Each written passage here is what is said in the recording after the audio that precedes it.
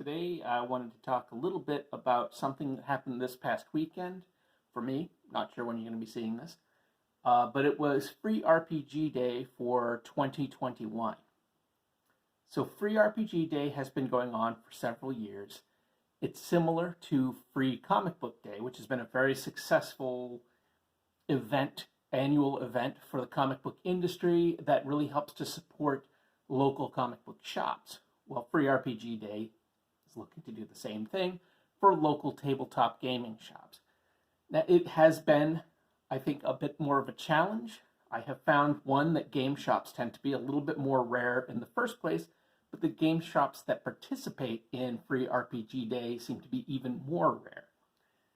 Now, as it happens, this past weekend, when I was very excited to do Free RPG Day, my wife and I were traveling. We had family friendship. We had friends that we had to go see in another part of Virginia. Consequently, I did not have the chance to go to my normal game store. Sometimes game stores, when I have a chance, I like to hit more than one. So instead, I hit two stores in the Roanoke, Virginia area. I will say that my experiences were vastly different between the two locations. The first place that I went to, I feel like, was definitely not in the spirit of the day. There was, at this particular location, they expected you to spend at least $25 before you were able to even get a free item. On the one hand, I understand from a business perspective, you want to make sure that people who are coming in are buying product. But part of the point of Free RPG Day is to celebrate the hobby, to bring new people in, to generally expand the hobby so that people can try new things. If somebody tries a new quick start book, they may then go and buy the full edition of the book. So that's really the idea of the day, in much the same way that Free Comic Book Day is for comics, where you go and you pick up a free sample of a certain comic. You like that comic, you say, I'm going to go buy more issues of this, or I'm going to buy a trade of this. So that really bothered me. I would have spent the $25 easily. There was actually a $35 book that I had every intention of picking up. My wife even said, hey, there's potential to find another game in here that would put us over the $50 mark so we could get two items. But I thought, no, I'm not going to give this store a dime of my money, because they are absolutely, I think, going against the point of the day. So I left, and I was pretty upset. I was pretty angry about that. I just thought it was really wrong-headed.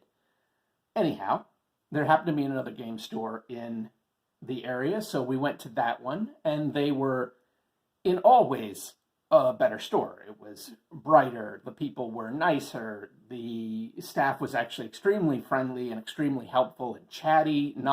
There'd almost been a combative element, as though, how dare I, an outsider, come into this store, to the first one, which is a theme that you'll sometimes hear when people talk about tabletop game stores, unfortunately.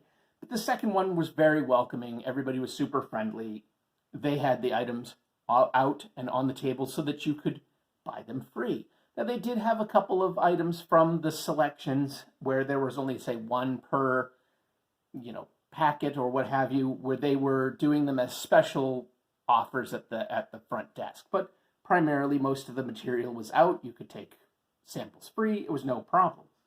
While I was there, I, of course, did what you should do on Free Comic Book Day or Free RPG Day, and I bought items to support this local game store, and I was much happier to do it in this second store's case. Anyhow, I want to show you some of what I picked up. First, for Free RPG Day, I did get the Adventures in the Imperium, the Dune quick start book. So I want to check this one out. I believe it does have an adventure. I think Worm Sign is an adventure. That'd be my guess anyway, although I don't know. There's not a great deal of material in here, so we'll see. Yeah, here's Worm Sign. And so it does look like it's some kind of an adventure. Pretty short from the looks of it, but what have you. Okay, fine. I'm very interested in this. Dune is my favorite novel. There have been a few attempts at games for Dune. There was a board game that's quite complicated, but I enjoyed playing it. It has a new edition out I have not checked out. Last Unicorn Games tried to put out a tabletop RPG back in the late 90s, early 2000s. I can't remember exactly when. Something happened. I think it was something with licenses, and it ended up only going to Gen Con, I believe. I was supposed to get a copy. That didn't work out. Guy who took my money there didn't end up buying it, and that was a whole thing. Anyhow, now there is a Dune RPG, and it is out, and it's available. I'm curious. I'm not sure that I'm going to go and invest in it right off for multiple reasons, including there's not a lot of chance that I'm going to be able to play it at this time. But also, I always kind of figured if I was going to get really into the Dune headspace again and run my own game, I'd probably just go back to Fading Suns, which captures a lot of what I love about Dune without being bogged down with a wider understood universe with the baggage that has. Fading Suns is not a super well-known game. It's certainly not well-known outside of the gaming industry, thus it's an easier universe to play with and manipulate and not have people get bothered by it. So anyhow, I'm going to take a look at this, though, and who knows, maybe I'll get a chance to play. Wouldn't that be something? So up next is the Blue Rose Quick Start. Blue Rose made kind of a splash a while back because it was one of the first games to really actively, openly, and specifically be very pro LGBTQ and pro trans, pro etc. To really be a very inclusive game, and that was a core element of the setting, and very, very much a core element of the philosophy behind the game. So cool. I think that the hobby always needs more new and diverse voices, so I'm very happy about that. It's also using the age system, I believe. Yes, the age system, which I had a chance to experiment with once before. I got a chance to play in a game using that system, and I don't remember a lot about it, but I remember thinking the system was pretty good. So, cool. I'm willing to check that out. Now, this is not, generally speaking, it's not my genre. This feels very, I don't want to say genera fantasy, but kinda very genera fantasy. It's got that vibe of the sort of medieval European D&D type of fantasy, which is really not my bag, but okay, I'll try it out. Again, the age system seems interesting. I know that this leans a little heavier, more into the romantic fantasy, both romantic love, but also romantic as in like the literary genre. So, yeah, great. I'm certainly willing to try it out. I think it's got potential. Again, I liked the age system when I tried it, so cool. Up next is something, now it's for Dungeons & Dragons 5th edition, so, I'm never going to use it for that because I just don't care for Dungeons & Dragons. There, I said it. It's fine. You like it? Great. Enjoy. Count me out. However, as I've been running some Dungeon Crawl Classics recently, it really, this is by the same people, it's from Goodman Games, same people that do Dungeon Crawl Classics. I kind of feel like with Dungeons & Dragons Adventures, it's not going to take a great deal to convert this over to DCC. If it's a cool adventure, why not? I'll throw it in there. It looks pretty short. I'm sure I can raid this for some ideas and have some fun with it.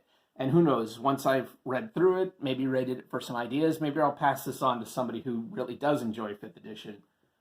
Someone who is not me. And finally, I picked up Tomb of the Savage Kings for Dungeon Crawl Classics. Again, big fan of Dungeon Crawl Classics. I've been having a ton of fun reading it. as I've mentioned in previous videos, really not my genre, but I just find the game extremely enjoyable. It's so goofy and strange and over the top. It's all the things that the cover art promised back in the 70s and the game never delivered. So I really enjoy it. And I will say I'm a little bit bummed out this year. I'm sure it has something to do with finances, and I can't really fault anybody at this time with everything being sort of as up in the air and crazy and difficult as it is. But I'm a little bummed that they didn't put out a quick start rules set this year. They just put out this adventure. Usually they put out quick start rules with an adventure or two in it. Again, I understand, especially because it's free to download on their website. Okay, I do understand. I just really like getting those quick start rules because it's nice to have some extra sets of those rules to have when you've got a bunch of people around the table and you want to just have a copy of the rules in front of them. So I like having the extra copies of the quick start rules in print. It's just something that I particularly enjoy. At this point, if they're not going to do more for the free RPG day, and I don't know if they are or if they're not, but if they're not, I may have to go and invest in a couple more copies of that quick start rules. Not something I'm really looking to do, but who knows? We'll see. Anyhow, this is supposed to have a connection of some degree to the, I'm forgetting what it's called, but the Savage Kings scenario that existed before. Just in flipping through it, I think the connection is tenuous at best, but we'll see. I ran that for my group and had a lot of fun with it. So if there's a way to connect this into it, great. If there's not, that's fine too.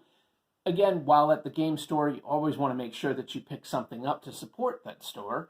Always support local businesses, and your friendly local game store is a really important one to get behind. So my wife and I have played a lot of the game Seven Wonders, and she has played some of Duel on one of the game websites that has these games. Anyhow, we're always looking for some two-player games to enjoy when our friends can't come over, like during a pandemic. So we picked up Seven Wonders Duel. We're going to try this out at some point coming up, hopefully soon. Look pretty cool. And I really enjoy Seven Wonders. It's a fun game. So we'll see. I don't think I've played Duel even on the website. Not sure. And then one that I've been really looking forward to for quite some time. I am a huge fan, and this is so weird because I've really done almost nothing with it, but I am a huge fan of Cyberpunk 2020 from R. Telsorian. When there was a new edition coming out, I knew I had to pick it up, so I got Cyberpunk Red. This is a pretty hefty tome, and honestly, it's not really even on my to-read pile right now. It's going to go on the shelf, and it's going to have to wait at some point later in the future. I did plan in 2020 to run a Cyberpunk 2020 game. I have what I think is a really cool scenario idea that I still need to finish developing, but 2020 being what it was, that never happened. And then it's really not going to happen in 2021 either. I thought maybe I'd be able to, but it's not going to happen. So at some point I'm going to run that, and then at some point I will read Cyberpunk Red. I have flipped through this briefly. This is going to sound terrible. I think that it's nice that it's got the nice new paper, that it has a lot of cool full color art. I think that's all great. I don't love the visuals of this book, and I know that doesn't make all the difference in the world, but I just don't find these pages at all appealing to look at. Just from a graphic design standpoint, it just doesn't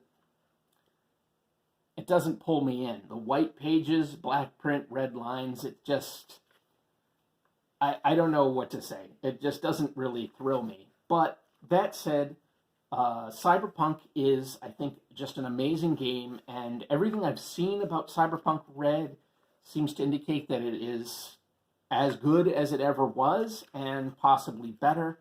I know I've heard a great deal about how the net running rules have been drastically improved. Now, I haven't had a lot of people tell me exactly how. I haven't seen a lot of information on exactly how they have improved. And honestly, I don't have enough experience with the original edition to know what they were like, only that I have heard essentially nothing positive about them in 30 plus years of this hobby.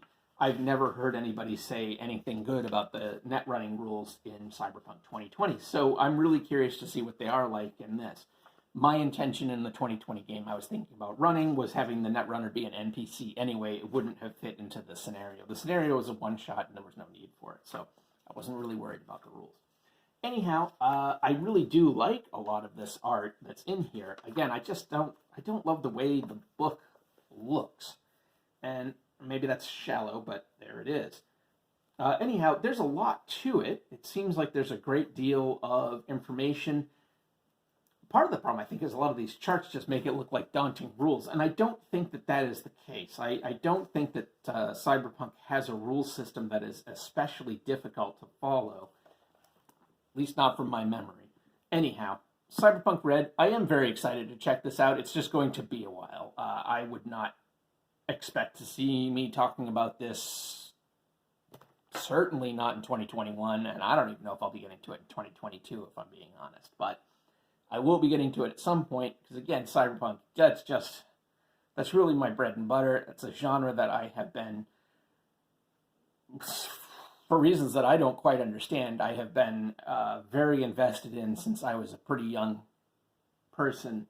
I was really obsessed with the aesthetic. I was really obsessed with the settings and the worlds and the concepts. I still love it as a retro future. My idea of Cyberpunk 2020 is absolutely to keep it solidly set in 2020, just not the 2020 we lived through. And yeah, so anyhow, that's what I picked up at Free RPG Day. Let me know in the comments below what you experienced at your local shop for Free RPG Day, how you feel about it generally, and let me know what you picked up this year too. So that's it for me, and we'll see. Hopefully next year it'll be a little bit more exciting for Free RPG Day, and I'll be at my regular shops, and that'll be nice. So take care.